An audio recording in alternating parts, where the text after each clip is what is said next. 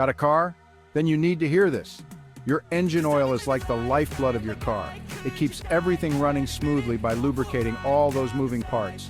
When you skip an oil change, that oil gets dirty and thick. Imagine your car trying to run with molasses in its veins. Not good. Over time, this gunky oil can cause your engine to overheat and wear down faster. And guess what? That means big repair bills. Plus, dirty oil can lead to sludge buildup, which clogs up vital parts of your engine. Think of it like cholesterol in your arteries. Yikes.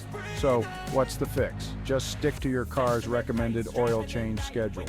It's a small investment that keeps your engine healthy and your wallet happy. And who doesn't want a happy wallet? Remember, regular oil changes are quick, easy, and totally worth it. Keep your car running like a dream and avoid those nightmare repairs. See you next time and drive safe.